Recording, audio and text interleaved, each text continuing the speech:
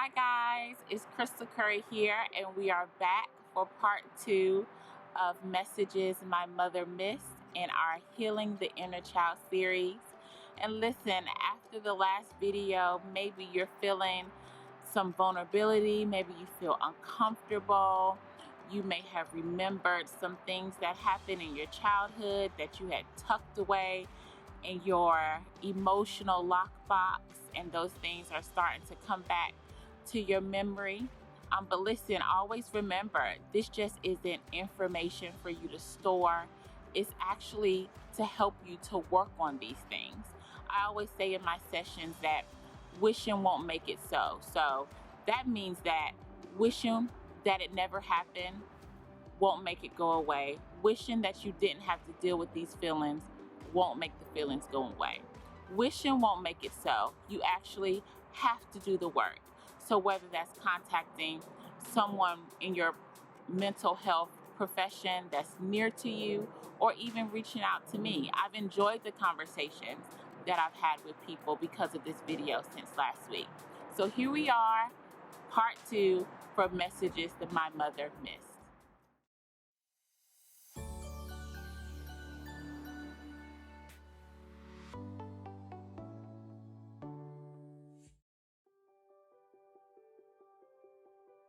And so for the 4th message, a parent simply has to communicate to you, "I'm so glad you're here." And when that message is communicated to you in a healthy way, you feel comfortable being a part of the family, taking up space, being a part of the world. You have a sense of belonging. You don't feel isolated and by yourself. But when this message is not communicated to you as a child, you may internalize it and say, well, maybe the world would be better if I wasn't here. Or even maybe if I was someone else, I would be better accepted. And even sometimes we may have fears of being abandoned because since they don't like me, or since they're not glad I'm here, maybe one day they'll just leave me. So maybe even as an adult, maybe you test.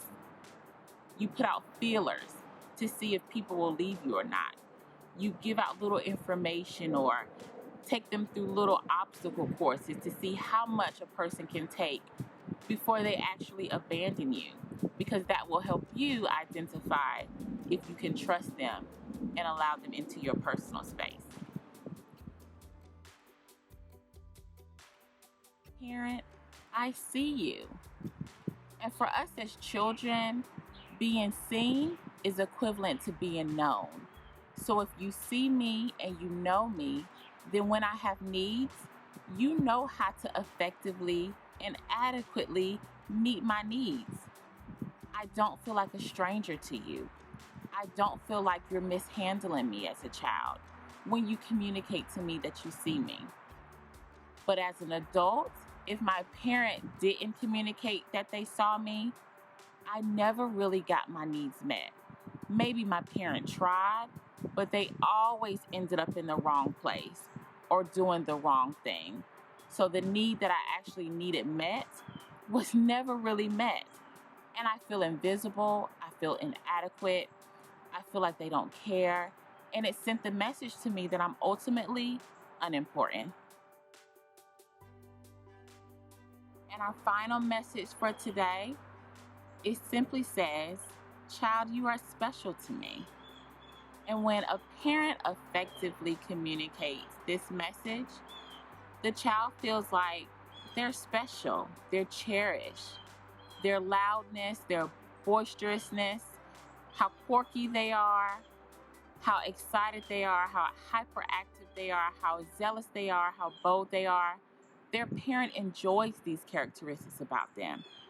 And as a parent, we don't want these characteristics to change, and we're going to do things to ensure that you remain your authentic self.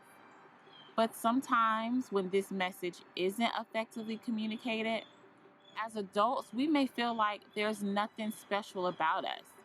Like there's no sparkle, there's no shine. We may feel like everyone else was given an extra something, and we were just left bland and blah. And we may look at other people and wish we had the qualities that they possess, whether it was someone being more outspoken, or someone being more zealous, or someone even having longer hair than we do. We may want those qualities because we were never reinforced that our qualities were important and cherished. So that's all the messages I have for today. And we'll be back next week for our last installment of Messages My Mother Missed. But like I said in the first part of the video, don't just take this information and leave it in the notes section of your phone, or leave it in a notebook that you'll never open it again. You get so much information from so many avenues every day. But this will change your life. Even if you're a parent, peek in from a peripheral view and see what you can do and what you can say as a parent to ensure that your children can be their authentic self from childhood through adulthood. And if no one has communicated these messages to you before, let me say, I see you, you're special to me, and I'm so glad you're here.